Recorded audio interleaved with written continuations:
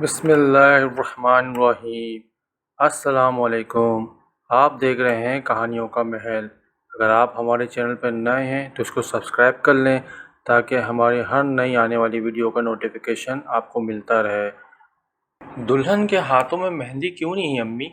کسی بچی نے دلہن کو پراشتیاق نظروں سے دیکھتے ہوئے اپنی ماں سے سوال کیا، اور جہاں اس کی بات پر اس کی ماں ٹھٹکتی وہیں دلہن کی بھی نظریں اپنے ہاتھوں پہ ٹھہری شگاف گلابی ہتھیلیاں، ویران اور بے رونق۔ اس عورت سے کوئی جواب نہ بن پڑا تو بچی کو ڈانٹ کر چپ کروا دیا، لیکن اس کے چپ کروانے سے کیا ہو سکتا تھا؟ حقیقت ساری دنیا جان گئی تھی، کچھ بھی چھپا ہوا نہیں تھا۔ نائمہ، تم ایسا کرو، دلہن کو اس کے بیڈ روم میں چھوڑ آؤ، تھک گئی ہوگی۔ عارفہ بیگم نے اپنی دیورانی کو بیٹی کو اشارہ کیا۔ وہ سمجھ گئی تھی، اسی لیے فوراً اٹھ کھڑی ہوئی۔ آئیے بھابھی، آپ کو اوپر بیڈ روم میں چھوڑ آؤں۔ نائمہ نے اس کا بازو تھامتے ہوئے سہارا دیا۔ وہ بھی اس ماحول سے جلد از جلد نکلنا چاہتی تھی، اس لیے کھڑی ہو گئی۔ کہاں جا رہے ہیں آپ لوگ؟ وہ اچانک ڈرائنگ روم کے دروازے سے اندر داخل ہوا۔ نائمہ کے ساتھ دلہن کے قدم بھی تھم گئے۔ سامنے وہ دیوار بنا کھڑا تھا۔ دلہن رخصتی کے بعد کہاں جاتی ہے؟ نائمہ نے تایزاد بھائی کو شرارت سے دیکھا۔ عام دلہنیں تو رخصتی کے بعد اپنے شوہر کے بیڈ روم میں ہی جاتی ہیں، لیکن اگر دلہن خاص ہو اور جیدار ہو تو کہیں بھی جا سکتی ہے۔ وہ دلہن کو گہری نظروں سے دیکھتے ہوئے کہنے لگا۔ دلہن نے یکدم اس کو دیکھا، اس کو آنکھوں سے شرارے نکل رہے تھے۔ وہ انتہائی بے نیازی سے آنکھیں پھیر گیا۔ جائیے، وہ کہہ کر سائیڈ ہو گیا۔ نائمہ دلہن کو اوپر لے گئی، پھر بیڈ روم کا دروازہ کھول کر اندر داخل ہوئی۔ تازہ پھولوں کی مہک ایک جھونکے کی طرح آئی۔ دلہن کا دماغ خوشبو سے جھنجھلا سا گیا۔ وہ ٹھٹک گئی۔ اندر کسی کے ارمان سجے تھے، اور ان ارمانوں پر وہ قدم رکھنے جا رہی تھی، گویا روننے جا رہی تھی۔ اس کے قدم من بھر کے ہو گئے تھے۔ وہ دہلیز پر قدم نہیں رکھنا چاہتی تھی۔ جب کسی کی زندگی میں ہی قدم رکھ لیا تھا تو پھر دہلیز کیا معنی رکھتی؟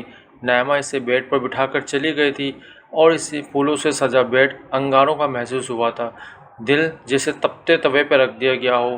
رات اچھی خاصی گہری ہو چکی تھی۔ جب اسے اپنے بیڈ روم میں جانے کا خیال آیا، وہ گھڑی میں ٹائم دیکھتے ہوئے اٹھ کھڑا ہوا۔ اپنے دوست حسان کو رخصت کرنے کے بعد وہ روم کی طرف بڑھا۔ وہ سیڑھیاں طے کرتا ہوا اپنے بیڈ روم میں آیا۔ بیڈ روم کا دروازہ لاک کر کے پلٹا تو ٹھٹک کر رہ گیا۔ دلہن کے ساتھ ساتھ کمرے کا حلیہ بھی بگڑا ہوا تھا۔ انتہائی خوبصورت پھولوں کی چادر نیچے زمین پر ڈھیر تھی۔ سائڈ ٹیبل پر رکھے گئے گلدان ٹوٹ کر پھولوں سمیت زمین پر بکھرے ہوئے تھے۔ ڈریسنگ ٹیبل کی ساری چیزیں اوندھی پڑی تھیں۔ دلہن کا اپنا دوپٹہ آدھا صوفے پر اور آدھا نیچے لٹک رہا تھا۔ سینڈل کہیں تھے، پرس کہیں۔ وہ ایک ایک قدم بڑھاتا آگے آ رہا تھا کہ نیچے کوئی چیز چرا مرا کے رہ گئی۔ اس نے قدم پیچھے اٹھایا اور دیکھا وہ دلہن کا سونے کا گلوبند تھا جو اپنی ناقدری پر رو رہا تھا۔ اس نے جھجک کر گلوبند اٹھایا، اس کے کچھ موتی ٹوٹ گئے تھے۔ اس نے وہ گلوبند صوفے کے سامنے کرسٹل ٹیبل پر رکھ دیا۔ وہ خود بیڈ پر اوندھی لیٹی تھی، چہرے پر تکیہ رکھا ہوا تھا۔ مہروز کا پسندیدہ سلور کلر کا لہنگا پہنا ہوا تھا، مگر دوپٹہ صوفے پر جھول رہا تھا۔ وہ قدم بچا بچا کر بیڈ کے قریب آیا۔ رابعہ! اس کی بھاری آواز بآسانی اس کے کانوں تک پہنچی تھی۔ رابعہ! اس نے دوبارہ آواز دی، مگر وہ ٹس سے مس نہ ہوئی۔ وہ جیسے ہی تھوڑا قریب ہوا، اس کی نظر دلہن کی کمر پر پڑی۔ پچھلا گلا خاصا گہرا تھا، دودھیا رنگت سلور رنگ کو مان کر رہی تھی۔ اس نے بمشکل اپنے نظریں چرائی۔ ہیلو، سو گئی؟ اس نے ہاتھ بڑھا کر اس کا بازو ہلایا۔ اس کے لمس سے یکدم کرنٹ کھا کر اٹھ بیٹھی۔ Don't touch me mister Mehroz Bakht, اس نے انگلی اٹھا کر کہا۔ کیوں؟ کیا تم میری بیوی نہیں ہو؟ وہ اس کی آنکھوں میں آنکھیں ڈالتے ہوئے کہنے لگا۔ نہیں ہوں میں تمہاری بیوی، نہیں ہوں، سمجھے تم؟ وہ یک چلا اٹھی۔ تو پھر یہاں میرے بیڈ روم میں کیا کر رہی ہو؟ وہ انتہائی اطمینان سے کہہ رہا تھا۔ سزا بھگت رہی ہوں، اپنے کیے کی سزا، وہ چبا کر کہنے لگی۔ مہروز اسے سرتپا دیکھ کر رہ گیا۔ روئی روئی سرخ آنکھیں، مٹا مٹا سا میک اپ، اپنے کندھوں پر بکھرے شولڈرز، کٹنگ سلکی بال اور بنا دوپٹے کے اجاگر کرتی ہوئی روانیاں نظر ہٹ نہیں رہی تھی۔ تمہارے لیے سزا ہے، مگر میرے لیے تو اللہ کی عطا کردہ ایک خاص نعمت ہو تم، اس نے غمگین لہجے میں کہتے ہوئے اس کے گال کو چھوا۔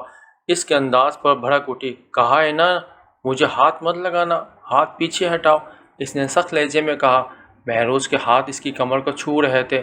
اسے ایسا لگا جیسے اس کے جسم پر بچھو رینگ رہے ہوں۔ اتنا صبر نہیں ہے مجھ کو، میں آج کی رات پیچھے ہٹ جاؤں، بلکہ جو کل کی رات گزاری تھی وہ بھی خدا جانتا ہے۔ اس نے کہتے ہوئے اسے زور سے پکڑ لیا تھا۔ میں کہہ رہی ہوں مجھے ہاتھ مت لگا، وہ پھنکار کر کہتی ہوئی اس پر جھپٹ پڑی۔ وہ اسے اپنے ناخنوں سے نوچنے کی کوشش کر رہی تھی اور وہ اپنے بچاؤ کے لیے اس کے ہاتھ روک رہا تھا، لیکن جیسے ہی رابعہ کے ناخنوں نے اس کی گردن پہ خراش ڈالی، وہ اپنا غصہ کنٹرول نہیں کر سکا اور یکدم اس کا ہاتھ اٹھ گیا۔ وہ اس کے بھاری ہاتھ سے تھپڑ کھا کے پیچھے کی طرف بیڈ پہ گری۔ بس بہت ہو گیا، تمہارا تماشا، ہر چیز کی حد ہوتی ہے، اپنی حد میں رہنا سیکھو۔ وہ پہلی بار یوں غصے سے ڈھارا۔ تم مجھے حد بتا رہے ہو؟ حد تم نے پار کی ہے۔ وہ تھپڑ کی تکلیف بھول کر بھی سیدھی کھڑی ہوئی۔ مجھے حد پار کرنے کا راستہ تم نے دکھایا تھا، وہ زور دے کر بولا۔ میں نے تو ایک شرارت کی تھی، لیکن میں نے کوئی شرارت نہیں کی، میں کل بھی سنجیدہ تھا، آج بھی ہوں۔ تم کسی بھی کورٹ میں چلی جاؤ، میرا قصور کہیں بھی ثابت نہیں ہوگا، اس نے چبا کر کہا۔ تم اتنے بے قصور بھی نہیں ہو، وہ چیخی۔ میں اتنا قصوروار بھی نہیں ہوں، اس نے کاندھے اچکائے۔ تم پچھتاؤ گے اپنے فیصلے پر، فی الحال تو پچھتانے کا وقت تمہارا ہے۔ وہ پھر پرسکون ہو چکا تھا۔ سید مہروز بخت، تم نے خسارے کا سودا کیا ہے۔ او نہیں، تمہیں کیا پتا کہ سب سے زیادہ فائدہ مجھے ہی حاصل ہوا ہے تمہاری صورت میں۔ وہ اس کے رابعہ کو مسکراتی نظروں سے دیکھ رہا تھا۔ خوش فہمی ہے تمہاری، وہ نفرت سے بولی۔ یہ تو بات کی بات ہے نا کہ کون خوش فہم ہے اور کون غلط فہم۔ پہلے تم یہ بتاؤ کہ تم چینج کرو گی یا لائٹ آف کر دوں؟ اس کے لہجے اور نظروں کا مفہوم وہ انجان ہو کر بھی سمجھ گئی تھی اور اس کے جسم میں سنسنی دوڑ گئی، اس کا خون کھول اٹھا تھا۔ تم کہنا کیا چاہتے ہو جو تم سمجھ چکی ہو؟ وہ کہتا ہوا اس کی طرف بڑھا، لیکن وہ بدک کر پیچھے ہٹی۔ میں ہنگامہ مچا دوں گی اگر تم نے مجھے ہاتھ لگانے کی کوشش بھی کی تو، اس نے دھمکی دی۔ مس رابعہ مہروز بخت، یہ آپ کی بھول ہے کہ میں آپ کی دھمکیوں میں آ کر آپ کو چھوڑ دوں گا اور اپنے حق سے دستبردار ہو جاؤں گا۔ میں ایسے لوگوں میں سے نہیں، میں اپنی ضد پوری کرنا جانتا ہوں اور بہتر ہے آپ میرے ساتھ سیدھی طرح پیش آئیں، ورنہ مجھے الٹا پیش آنے میں بھی وقت نہیں لگتا۔ یہ تو آج آپ دیکھ چکی ہیں۔ وہ اسے کلائی سے پکڑ کر اپنی طرف کھینچ چکا تھا۔ ایک مرد سے مقابلہ کرنا اس کے بس سے باہر ہو گیا تھا۔ اس کی ساری جدوجہد ناکام ہو گئی تھی۔ وہ بے بسی سے تڑپ تڑپ کر رونے لگی، مگر مہروز پر اس کے آنسوؤں اور سسکیوں کا کوئی بھی اثر نہیں ہوا۔ اب چاہے وہ تڑپتی یا بلکتی، اسے پرواہ نہیں تھی۔ بقول اس کے اس نے اپنا حق وصول کیا تھا۔ باہر دروازے پر دستک ہو رہی تھی، مگر وہ بے حس بنی بیٹھی تھی اور کوئی جواب نہیں دیا تھا۔ پھر تھوڑی دیر بعد دوبارہ دستک ہوئی۔ اس بار دستک متواتر ہونے لگی تھی۔ تبھی بےسد سوئے مہروز کی نیند کا سلسلہ بھی ٹوٹ گیا۔ اس نے چونک کر آگے پیچھے دیکھا، وہ دونوں پاؤں صوفے پر چڑھائے گھٹنوں کے گرد بازوؤں لپیٹی بیٹھی تھی اور اسے دیکھ رہی تھی۔ مہروز بیٹا، دروازہ کھولو، باہر عارفہ بیگم کی پریشان آواز آئی۔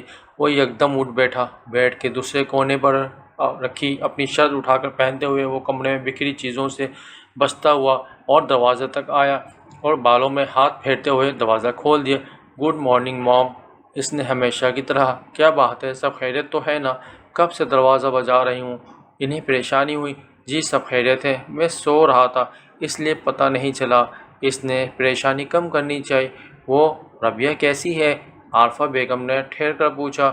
اندر آ کر دیکھ لیں کیسی ہے، اس نے دروازے سے ہٹتے ہوئے کہا۔ کیوں، کیا ہوا؟ وہ باہر سے ہی اندر کا حال دیکھ چکی تھی۔ کمرے کی صفائی کر دیں، اس نے سر جھٹک کر کہا۔ اور ناشتہ؟ نہیں، ناشتہ میں نیچے آ کر ہی کروں گا۔ اور دلہن، اس کا ناشتہ آپ اوپر بھیج دیں، وہ اکیلی ناشتہ کرے گی۔ فی الحال تو اکیلی بھی کر لے تو بہت ہے۔ عارفہ بیگم بات سمجھ گئی تھی۔ ٹھیک ہے، میں ملازمہ کو بھیجتی ہوں، وہ کہہ کر پلٹ گئی اور وہ اندر آ گیا۔ اتنی سہمی ہوئی کیوں بیٹھی ہو؟ بھوک کی وجہ، تھکن کی وجہ سے یا نیند کی وجہ سے؟ وہاں اس کے برابر صوفے پر آ بیٹھا، لیکن اس نے پھر بھی سر نہیں اٹھایا۔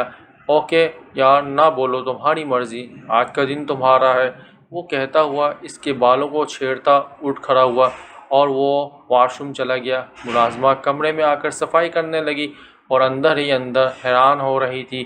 بیگم صاحبہ، آپ بیڈ پر بیٹھ جائیں، میں صوفہ بھی صاف کر دیتی ہوں۔ صوفے پر پھولوں کی پتیاں بکھری تھیں، لیکن اس کا پارا ہائی ہو گیا۔ دفع ہو جاؤ یہاں سے، میں آگ لگا کر جلا دوں گی سب کچھ، وہ ملازمہ پر چلانے لگی۔ اتنے میں وہ واش روم سے باہر نکلا تم جاؤ، یہ کام بعد میں کر لینا۔ اس نے ملازمہ کو نرمی سے جانے کا کہا۔ وہ سر ہلا کر چلی گئی، البتہ وہ باقی ساری صفائی کر چکی تھی۔ پاگل ہو گئی ہو؟ ہاں میں پاگل ہوں، تم نے مجھے پاگل کر دیا۔ وہ کاٹ کھانے کو دوڑی۔ بس صرف 2 دن میں ہی، اس نے اسے چھیڑتے ہوئے کہا، اور وہ بے بسی کے اس مقام پر آ گئی تھی۔ کئی بار آنسو آ رہے تھے۔ تم نے مجھے میرے اپنوں سے دور کر دیا مہروز بخت، تم مجھے سب کی نظروں میں گرا دیا، کہیں کا نہیں چھوڑا۔ وہ روتے ہوئے کہہ رہی تھی، مجھے اپنی طرف مائل تم نے کیا تھا، کیوں مجھے اپنی جھلک دکھائی، کیوں راغب کیا مجھے؟ وہ اسے دونوں کاندھوں سے پکڑے جھنجھوڑتے ہوئے بولا، مجھے کیا پتا تھا تم اتنے کمزور نیت ہو، کوئی زبان ہی نہیں۔ مرد کی نیت کمزور نہیں ہوتی، اسے عورت کو کمزور بنا دیتی ہے۔ تمہاری طرح جھلک کر دکھاؤ۔ تم نے اگر اس رات وہ سب نہ کیا ہوتا تو تمہاری جگہ کوئی اور ہوتی، اور مہروز بخت کی بیوی بننے پر فخر کر رہی ہوتی۔ جو کیا، اسے چپ چاپ بھگتو، اپنی غلطی کا الزام میرے سر مت ڈالو۔ تمہارے اس واویلا سے کچھ نہیں ہوگا، غلطی کر بھی نہ ماننا ایک اور غلطی ہے تمہاری۔ وہ جھٹکتے ہوئے اسے چھوڑ کر پیچھے ہٹا۔ میں اگر اپنی غلطی بھگتوں تو تمہیں بھی اپنی غلطی کی سزا بھگتنی ہوگی، وہ چیخی۔ میں تمہاری سزاؤں کے لیے تیار ہوں، جی جان سے۔ وہ شیشے کے سامنے کھڑا بال رگڑنے لگا، اور وہ نفرت سے رخ موڑ گئی۔ ملازمہ اس کا ناشتہ بھی لے آئی تھی، مگر اس نے واپس بھیج دیا۔ یہ کہانی ابھی جاری ہے۔ انشاءاللہ آپ ہمارے چینل کے ساتھ جڑے رہیے اور لائک کمنٹس کیجیے۔ انشاءاللہ آپ کو یہ کہانی کی دوسری قسط جلد ہی ملے گی۔ اللہ حافظ۔